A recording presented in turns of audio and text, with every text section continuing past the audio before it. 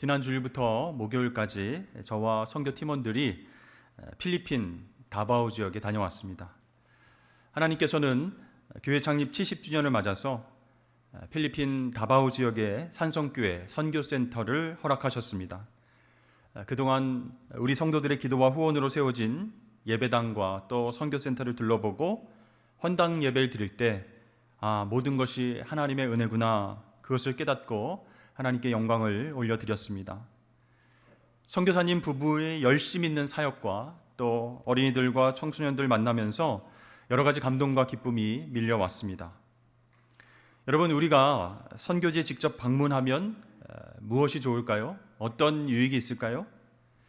좋은 것보다는 무더운 날씨와 맞지 않는 음식과 여러 가지 불편한 환경들이 우리를 힘들게 하지 않을까요?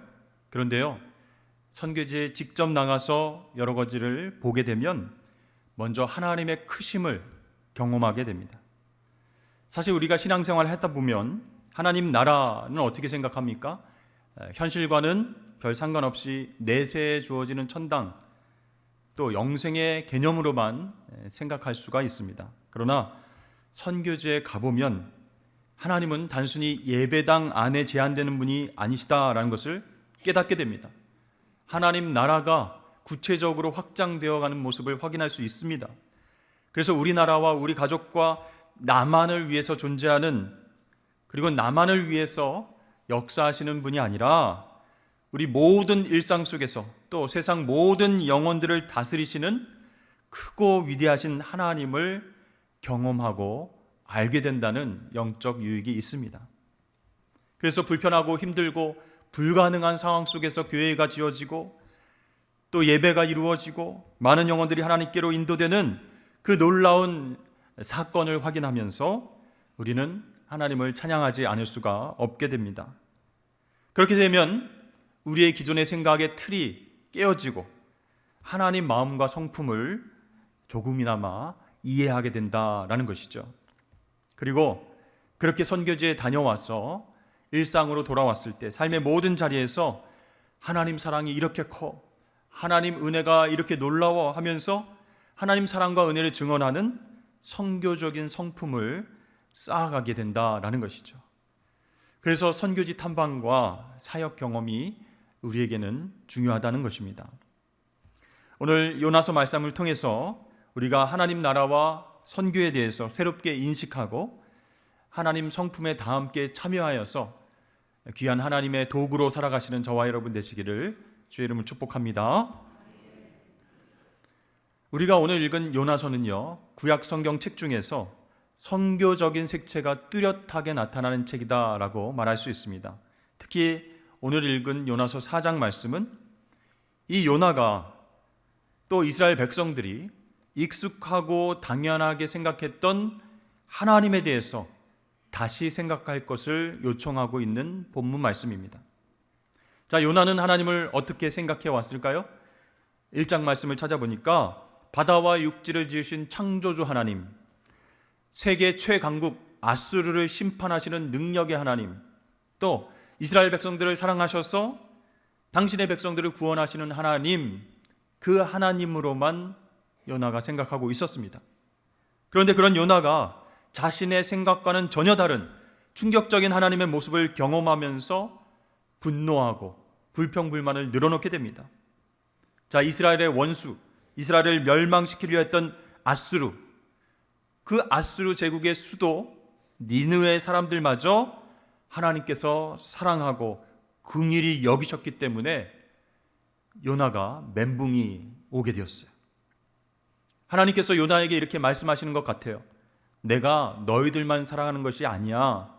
너희가 미워하고 심판받기를 원하는 그 이방 민족도 내가 안타까운 마음으로 사랑하고 있어.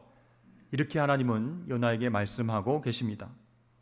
그런데 요나는 그런 하나님을 이해할 수가 없습니다.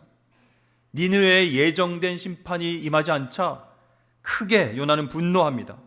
하나님께서 명령하시는 일도 못하겠습니다. 차라리 날 죽여주십시오. 이렇게 얘기합니다.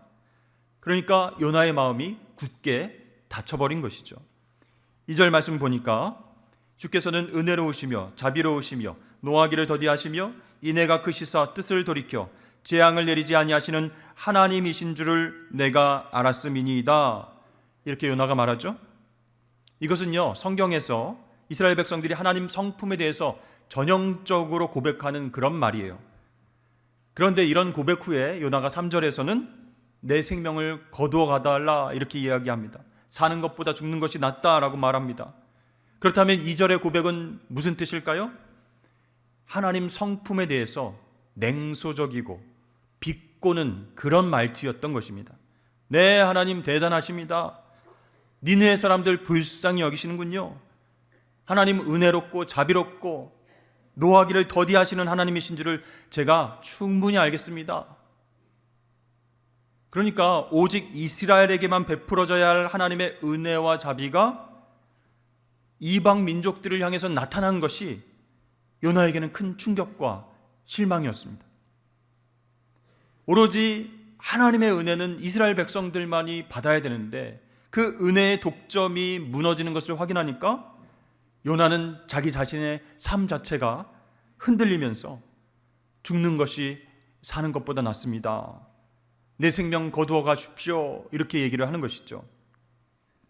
자, 그런 요나에게 하나님께서 뭐라고 말씀하십니까? 4절입니다. 여호와께서 이르시되 내가 성내는 것이 옳으냐? 네가 왜 화를 내느냐? 무슨 의도로 나의 구원의 섭리 가운데 분노하느냐? 여러분, 요나의 이 냉소적이고 비판적인 말투는요, 요나 개인의 성격을 드러내는 것뿐만 아니라 하나님과의 관계 속에서 요나가 편협한 선민의식, 즉 축소된 하나님의 이해를 가지고 있다는 것을 드러내 보여주고 있습니다.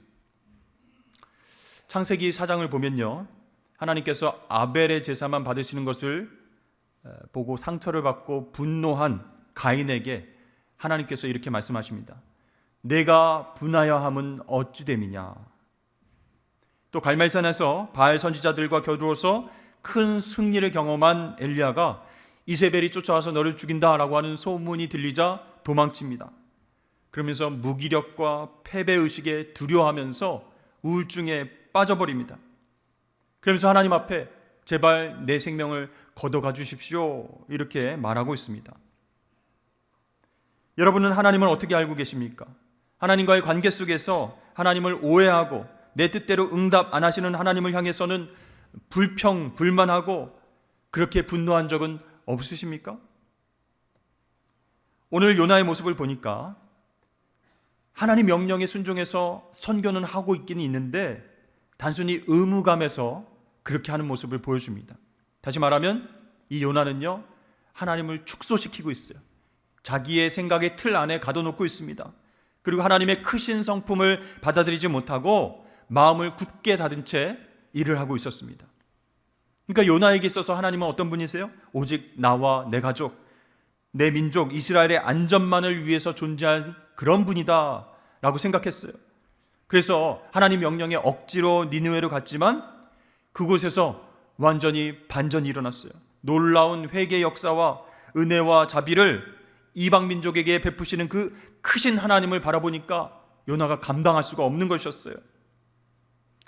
여러분이 믿는 하나님은 얼마나 여러분에게 크신 분입니까?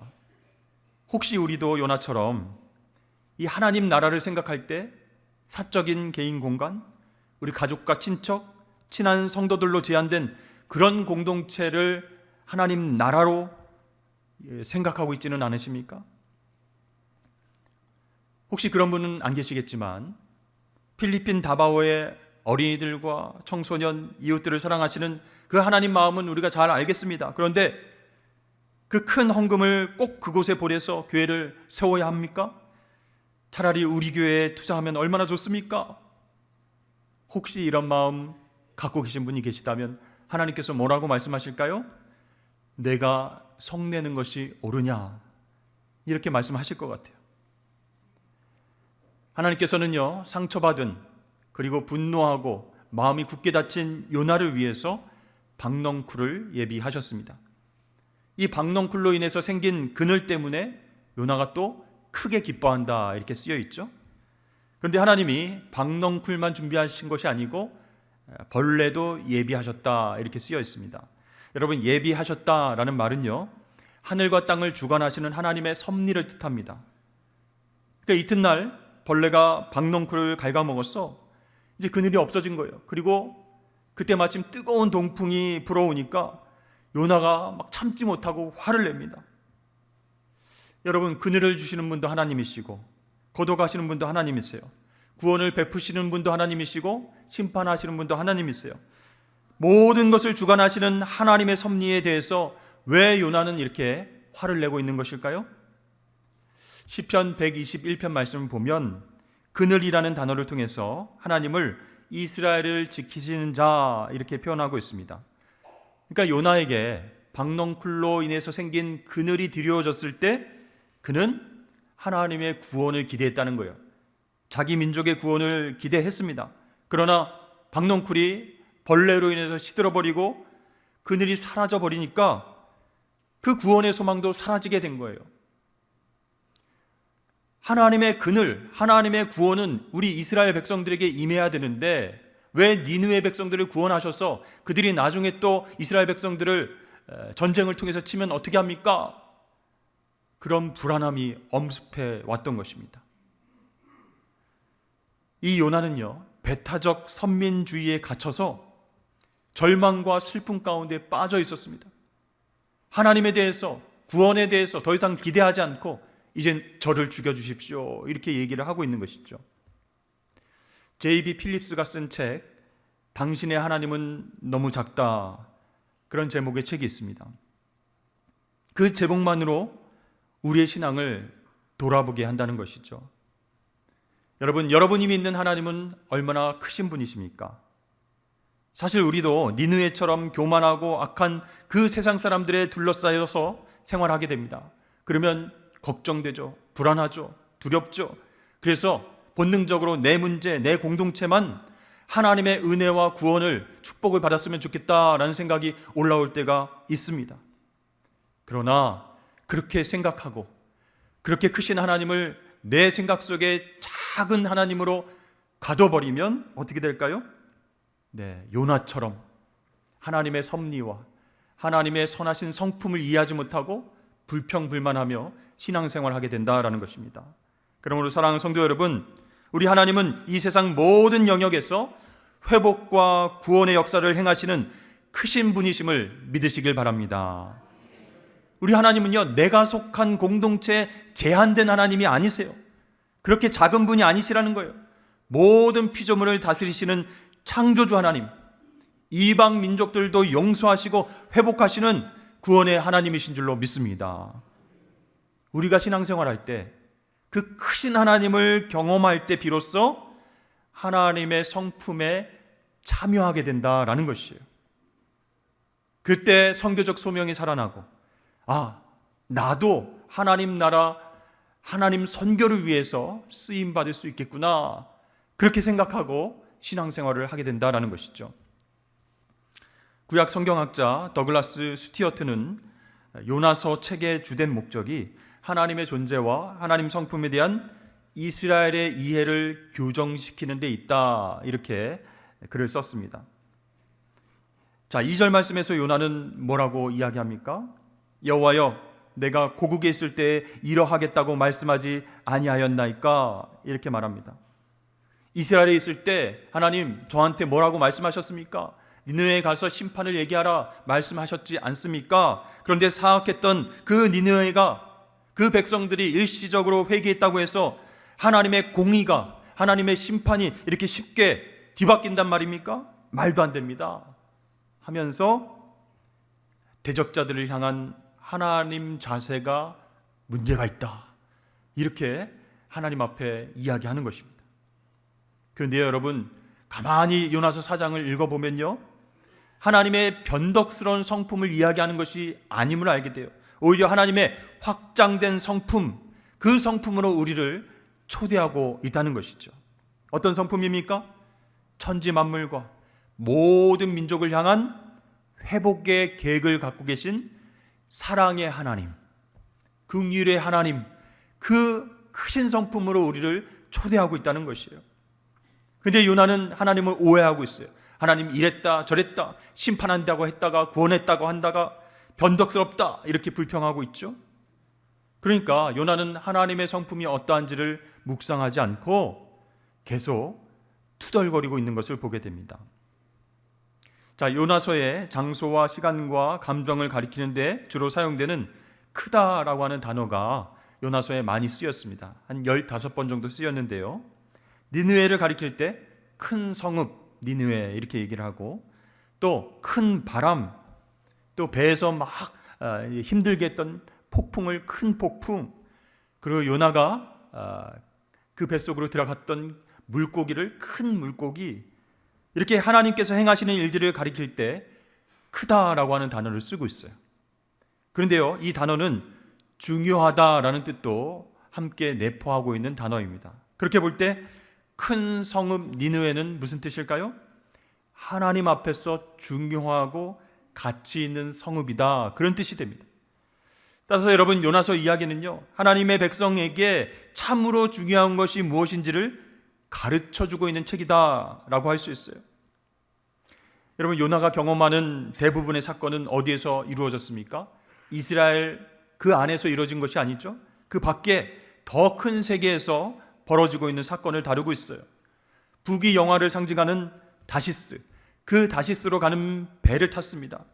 그런데 풍랑이 일자 그 배의 선원들이 하나님을 찾고 있어요. 또 세계 최대 강국이었던 니느웨 백성들도 하나님을 인정하고 회개하고 참회의 눈물을 흘리면서 예배하고 있습니다. 그리고 하나님은요, 폭풍과 물고기와 박넝쿨과 벌레와 동풍과 같은 그 피조 세계들을 사용하셔서 자신의 뜻을 보여주고 계신다, 그런 것이에요. 여러분, 이게 무슨 뜻일까요? 하나님은 작은 하나님이 아니다라는, 거룩한 땅과 성전에만 계시는 분이 아니시라는 거예요. 세상 속에서 자신의 계획과 구원을 행하시는 크신 하나님이다라는 것을 보여주고 있는 것입니다. 그래서 아주 작고 사소해 보이는 미물들을 통해서도 하나님은 자신이 누구신지를 계시하고 계시고, 하나님 무엇을 원하시는지 알려주고 계신다라는 것이죠. 하물며 아무리 무지하고 타락한 백성이라 할지라도 그들 또한 하나님 형상으로 지음받은 인간인 이상 하나님 앞에서 니느웨 백성들도 존귀한 존재다, 소중한 존재다라는 것을 말씀하고 계십니다. 여러분, 새는 날도록 창조되었습니다. 물고기는요, 헤엄치도록 창조되었습니다. 그럼 우리 사람은요, 사랑받도록 창조되었습니다. 그러나 죄로 인해서 우리 인간은 스스로 사랑받는 존재인지 알지 못하고 괴롭게 고통 속에서 살아가고 있습니다. 그래서 선교라고 하는 것은 하나님의 창조 목적을 회복시키는 거예요. 당신도 사랑받는 존재입니다라는 것을 알게 해주는 것이 바로 선교인 줄로 믿습니다. 다바오 지역에 가니까요, 쓰레기가 가득한 그런 무덤가에서 살아가는 그 아이들을 보게 되었습니다. 그런 정말 힘든 환경 속에서 살아가는 아이들이 천진난만하게 예쁘게 웃으면서 하나님을 찬양하는 것을 보게 되었습니다. 그 아이들에게 성경 이야기를 들려주고 하나님은 너를 사랑하셔, 그 사실을 알려주는 것, 그것이 선교의 중요한 부분이고 하나님 성품에 참여하는 일이다라는 것을 우리는 깨닫게 되었습니다. 결코 작은 일, 의미 없는 일이 아니라는 것이요. 또 선교사님이 초등학교, 중학교, 고등학교에 도서관을 만들고 있어요. 영어 책을 보급하고 있어요. 좋은 관계를 유지하면서 그들에게 하나님 사랑과 은혜를 전하고 있습니다. 그것도 선교의 중요한 부분이다 할 수 있어요.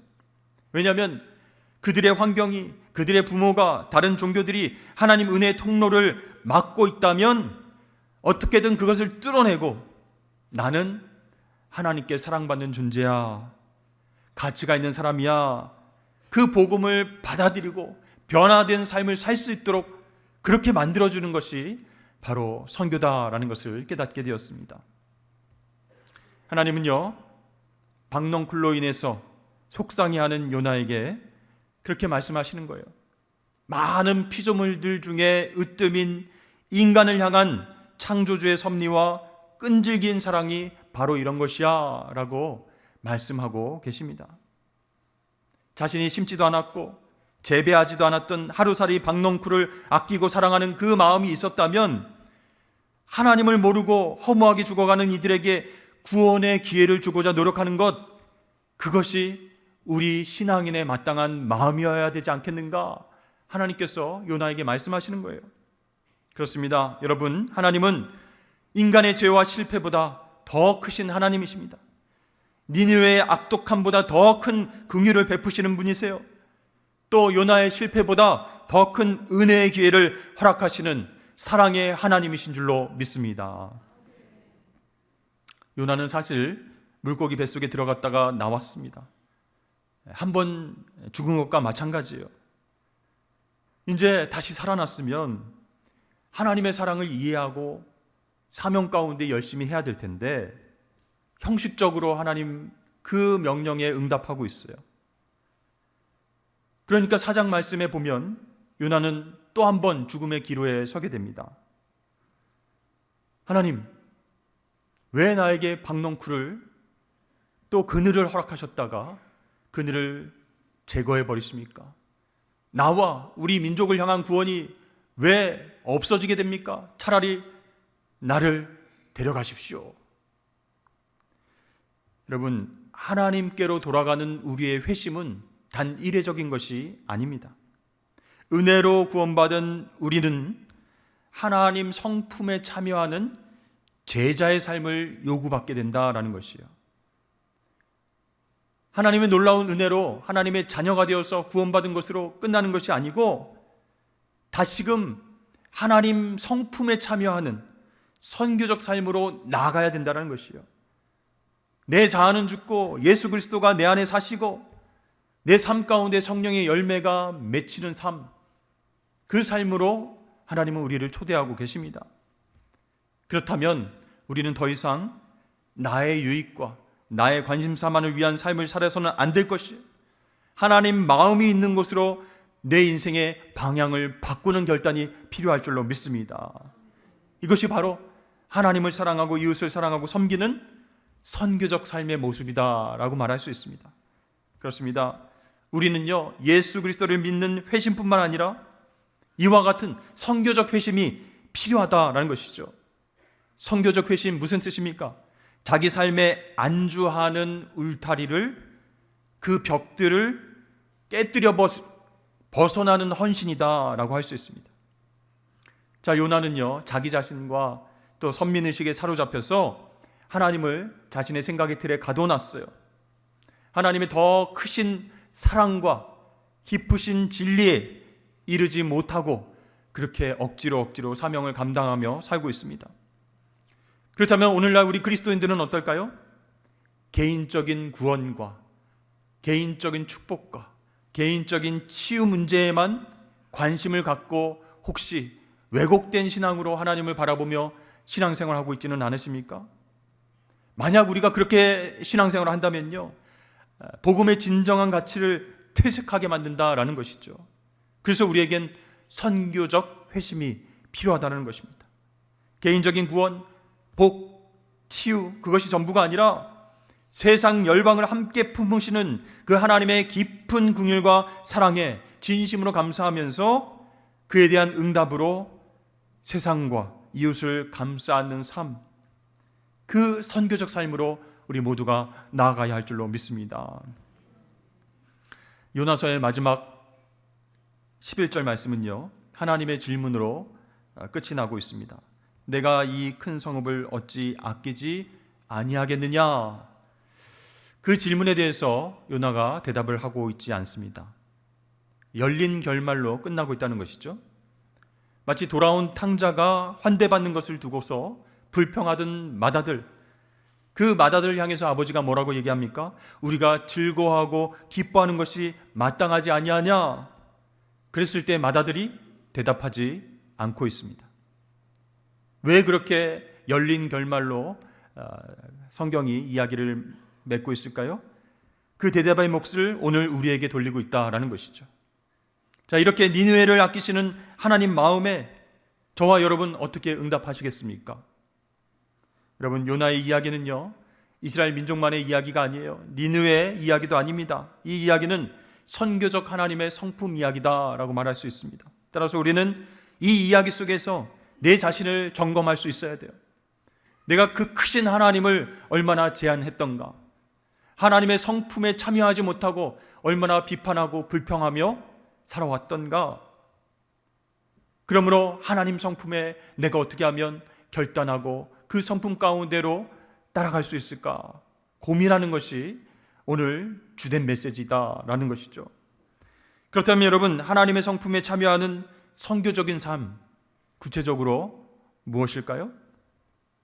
첫 번째로, 내가 타인이나 다른 민족의 심판자가 되지 않는 것입니다. 우리 주변에 전도하려고 열심히 노력했는데 끝까지 고집 피우는 분들이 있죠. 그러면 그렇게 생각할 수 있어요. 저 사람은 분명히 구원받지 못할 거야. 구원받을 자격이 없어. 전도 다시 할 필요가 없어.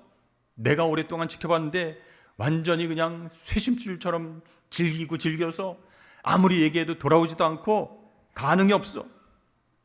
귀신은 뭐하나, 저런 사람 안 잡아가고. 이렇게 우리 마음속에서 그 영혼 구원에 대한 모든 가능성을 차단해버리는 거예요. 여러분, 그것은 하나님 성품에 참여하는 것이 아니라는 것이죠. 또 두 번째, 지금 지구촌은 전쟁 상황입니다. 여러분들은 이스라엘 편입니까? 아니면 팔레스타인 하마스 편입니까? 누가 더 악하고 누가 더 선하다 생각하십니까? 그들은 서로 자신들이 선하다 강조하면서 상대의 악함을 제거하기 위해서 우린 끝까지 전쟁하겠다라고 주장하고, 민간인 지역에, 병원에, 학교에 폭탄을 떨어뜨리고 서로가 서로를 죽이는 일을 자행하고 있습니다. 자, 이런 전쟁 상황 속에서 하나님은 과연 어느 편이실까요? 또 러시아와 중동에 몰래 무기를 판매하고 핵 위협과 전쟁도 불사한다고 큰소리치면서 자국의 백성들은 굶어 죽게 만드는 그 북한 땅, 하나님은 포기하셨을까요? 여러분, 하나님의 성품에 참여하는 사람은 내가 심판자가 되려고 하지 않는다는 거예요. 힘들고 고통스러운 상황 속에서도, 정말 전쟁 상황 속에서도 하나님의 긍휼하심과 은혜를 구하면서 모든 민족이 구원받기를 위해서 중보기도하는 사람, 그 사람이 하나님 성품에 참여하는 사람이다라는 것이죠. 또한 하나님의 성품에 참여하는 선교적인 삶은 어떤 삶입니까? 어떠한 상황 속에서도 하나님의 선하심을 믿는 사람이에요. 왜 큰 태풍이 우리 가게로만 오는가? 왜 박넝쿨을 예비하셔서 하나님의 구원의 그늘이 있다가 왜 거두어 가시는가? 왜 하나님 저 나쁜 사람은 심판하신다고 약속했다가 구원해 주시는가? 왜 하나님 나를 사랑한다 하시면서 고통을 계속 허락하시는가? 이렇게 하나님의 성품을 의심하고 토를 달고 불평불만하지 않는 사람입니다. 하나님의 선하심을 끝까지 믿는 거예요. 예비하심의 섭리를 인정하고 하나님은 언제나 선하십니다 라고 고백하는 사람이, 여러분, 하나님의 성품에 참여하는 사람이 되는 줄로 믿습니다. 사랑하는 성도 여러분, 하나님은요, 우리의 생각과 우리의 지혜보다 훨씬 크신 분이에요. 모든 열방을 향한 섭리를 갖고 계시고요, 때로는 악을 선으로 바꾸셔서 영혼들을 구원하시는 분이십니다. 따라서 우리 교회가 마지막 때까지 하나님 선교에 동참하기 위해서는 어떻게 되겠습니까? 하나님이 성품이 어떠하신지, 그 크신 하나님이 어떠한 분이신지를 매번 깨달아야 할 줄로 믿습니다. 그리고요, 하나님의 그 긍휼하심과 사랑의 마음을 품고 힘들고 어려운 선교 상황 속에서도 계속해서 그 사명을 감당하면서 전진해 나가야 할 줄로 믿습니다. 여러분, 그런 우리 산성교회, 그런 하나님 쓰시는 우리 성도들 되시길 주의 이름으로 축복합니다.